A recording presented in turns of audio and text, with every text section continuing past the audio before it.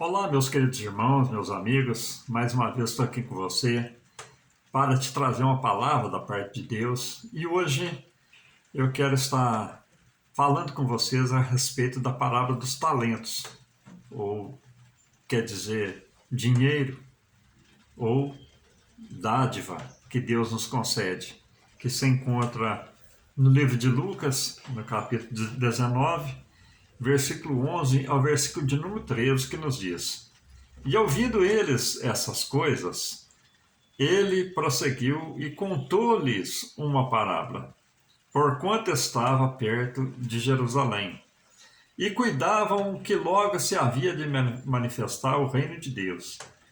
Disse, pois, certo homem nobre partiu para uma terra remota, a fim de tomar para si um reino e voltar depois. E chamando os seus servos, deu-lhes 10 minas e disse-lhes: negociai até que eu venha.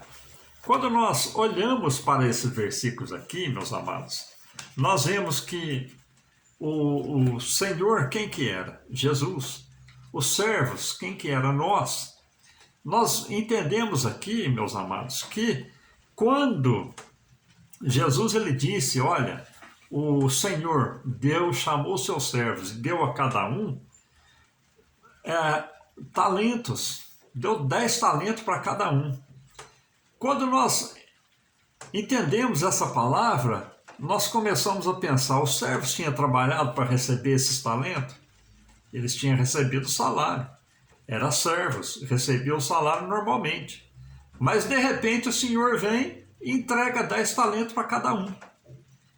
E nós vemos, meus queridos, que eles não trabalharam para receber aqueles 10 talentos, mas o Senhor deu.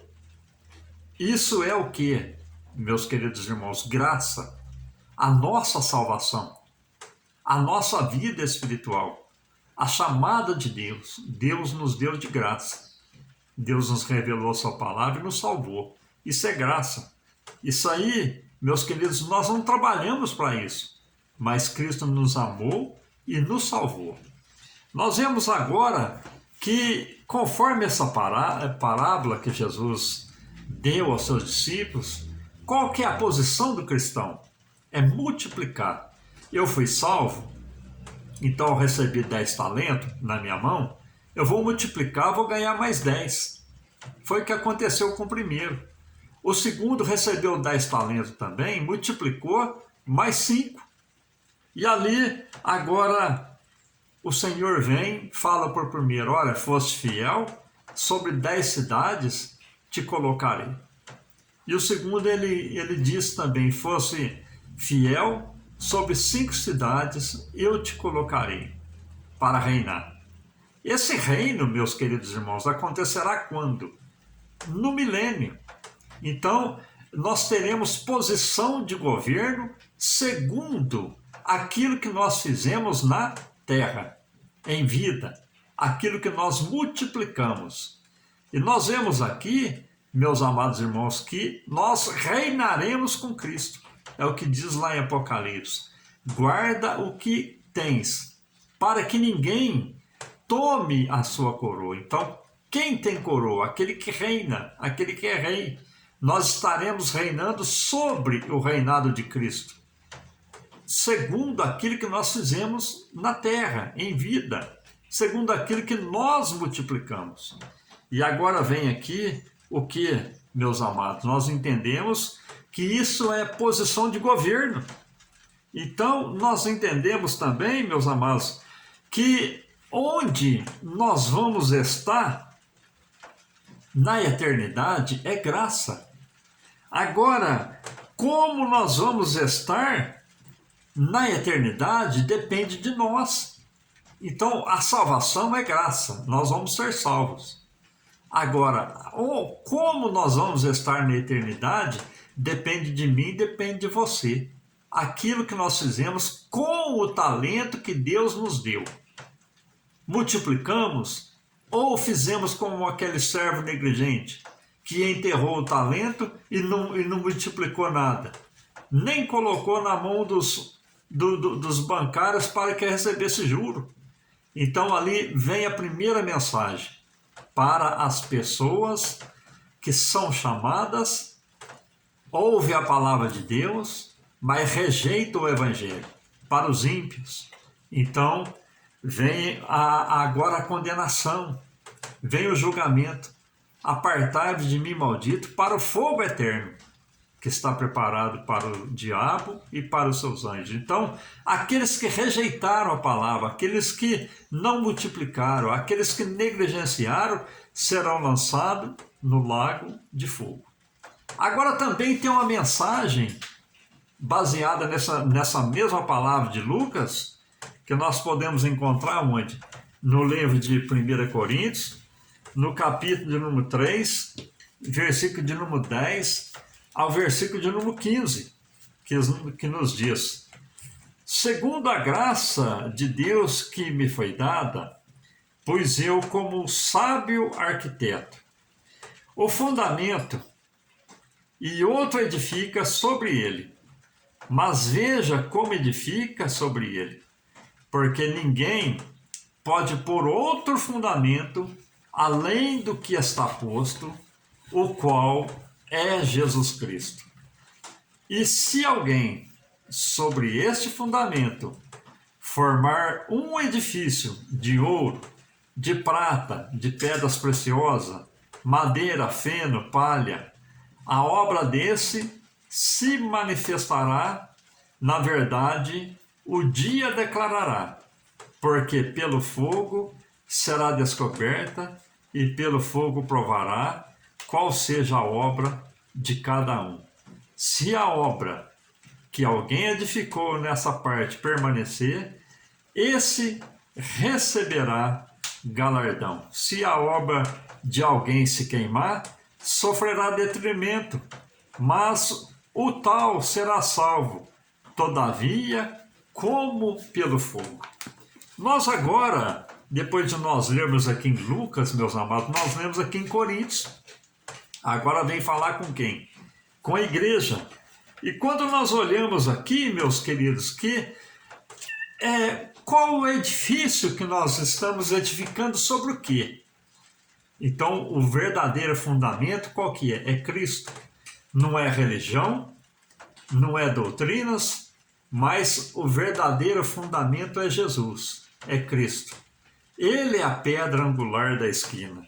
E nós vemos aqui, meus amados, que quando Jesus vier buscar o seu povo, que a igreja for arrebatada, nós passaremos por onde? Primeiro, encontraremos com Jesus nos ares e passaremos primeiramente pelo tribunal de Cristo. E ali, agora vem a primeira explanação. Olha, sobre qual fundamento que você edificou? Quais foram as obras que você fez? Foi considerado como obras de ouro, como prata, como pedras preciosas? Ela permanecerá e terá presentes. Nós vemos aqui, meus queridos irmãos, que edificar sobre ouro, sobre prata, sobre pedras preciosas. O que significa isso, meus amados irmãos? Significa nós estarmos fazendo para Cristo. Quando nós olhamos o processo de purificação do ouro, quanto mais fogo você coloca no ouro, mais bonito ele fica, vai saindo mais impureza. A prata da mesma maneira, quanto mais você aquece a prata, mais a prata é purificada. E também as pedras preciosas, quanto mais você esmerila a pedra, mais linda ela fica, mais forma ela torna, mais brilho ela tem. Quando nós fazemos para Deus, meus amados, aleluia, nós estamos edificando a nossa construção sobre ouro, sobre prata, sobre pedras preciosas. Agora, quando nós entendemos que edificar a nossa construção sobre madeira, sobre feno, sobre palha, significa, meus queridos irmãos, estarmos fazendo para nós. Estarmos fazendo não para Deus, mas para nós. Contudo, diz aqui em Coríntios, que nós seremos salvos. Por quê? Porque nós entendemos, meus amados irmãos, que se Deus dá um presente para nós, que é a nossa salvação, que é a graça, muitas das vezes nós somos abençoados, nós somos salvos. Ao homem é impossível se salvar, mas Deus, Ele irá nos salvar pela sua graça, pela sua misericórdia. Agora nós entendemos, meus amados, que aqui em Coríntios fala, olha, uns edificou sobre prata, sobre ouro, sobre pedras preciosas. Outros edificaram sobre madeira, sobre feno, sobre palha. Então, quando veio o fogo sobre a madeira, sobre o feno, sobre a palha, que são obras humanas, então ela se queimou. E agora nós entendemos que foi manifesto que tudo aquilo que o homem fez, não para Deus, quando Jesus veio, a sua obra foi provada no fogo e ela se queimou. Não permaneceu como o ouro, como a prata, como a pedra preciosa. Assim também é na vida do cristão, que às vezes ele se preocupa a vida inteira dele apenas em preservar a sua salvação, mas não olha para o próximo, não multiplica aquilo que Deus deu, como na parábola aqui dos talentos de Lucas. Não multiplicou, não fez nada, apenas cuidou em preservar a sua alma. Não, eu vou seguir os mandamentos, eu vou seguir a lei, eu vou seguir os ensinos, e ao resto da humanidade que tome um caminho também como eu tomei e lute para se salvar. E aí nós entendemos, é como um atleta, meus amados irmãos, que tem aquele caiaque lá com 10 remador. O 9 vai estar remando e um vai estar de braço cruzado, apenas esperando a hora da chegada. Vai chegar também. Por quê? Porque outros estão remando, outros estão fazendo. Mas ele vai chegar, mas vai ser reconhecido que ele não fez nada. Assim vai ser na vida do cristão também, que está de braço cruzado, que não está fazendo nada, mas vai ser salvo, porque está rejeitando o mundo apenas, rejeitando o pecado, mas não está fazendo nada para Cristo, não está fazendo nada para honrar a graça de Cristo que foi concedida para ele. Então nós vemos aqui, meus amados, o que nós vamos fazer com a nossa salvação. O que nós estamos fazendo com a nossa salvação. Imaginem, se as 24 horas restantes da nossa vida nós soubéssemos que teríamos apenas 24 horas restantes da nossa vida, o que nós faríamos para, nessas 24 horas, estar definindo a nossa eternidade? Nós teríamos compromisso, teríamos propósitos, teríamos decisões certas na nossa vida, porque aquilo iria garantir a nossa eternidade. A eternidade não acaba, não tem fim. E agora nós entendemos que assim também é a nossa salvação. Recebemos de graça, devemos fazer para que a nossa salvação seja alcançada, mas com glória, com honra, glorificando o nome do Senhor. Recebemos de graça, mas Ele, Cristo, Ele pagou o preço. Então nós temos aqui, meus amados irmãos, que na parábola de Lucas foi uma mensagem para quem? Para aqueles que rejeitaram. Agora, na passagem aqui de Coríntios, vem exortar quem? A igreja, que embora às vezes foi salva, mas não fez nada pela sua salvação. Nós vemos aqui, meus amados, que nós devemos de deixar de viver o que a Bíblia proíbe, mas nós devemos estar vivendo o que ela manda fazer. O servo mau, o que fez apenas o que o Senhor entregou na sua mão, ele apenas guardou, enterrou.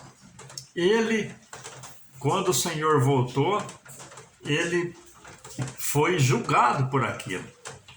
Aqueles que multiplicaram foram abençoados, mas aquele que apenas cuidou da sua salvação, o que aconteceu com ele? Ele foi repreendido. Imagine agora, meus amados, a bondade de Deus sendo derramada sobre as nossas vidas, entendendo como Deus é bom, como Deus é misericordioso sobre nós. Agora imagina um Deus vindo sobre nós com julgamento e dizendo para nós: olha, você vai ser salvo, mas você foi negligente. Você vai ser salvo, mas você não levou a minha palavra, não realizou a minha obra. Então essa é a mensagem, meus amados.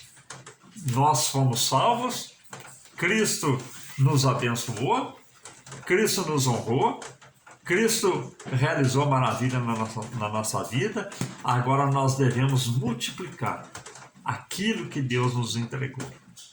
É relacionado à parábola dos talentos e agora relacionado também aos servos, que irão ser salvos, mas nós devemos chegar diante de Deus e apresentar nossas obras. Por isso a Bíblia diz: não ajunteis tesouro no céu, onde a traça rói, onde o ladrão mina, onde a ferrugem consome, mas ajuntais tesouro no céu. Então, meus amados irmãos, está aí mais uma palavra de reflexão para nossas vidas, para que Deus haja com misericórdia na nossa vida e possamos entender que estamos aqui não apenas para cuidar da nossa salvação, mas para multiplicar e ganhar almas para o reino de Deus. Amém? Que Deus te abençoe, que Deus te prospere, que Deus te faça cada vez mais que vencedor. Fiquem todos com Deus.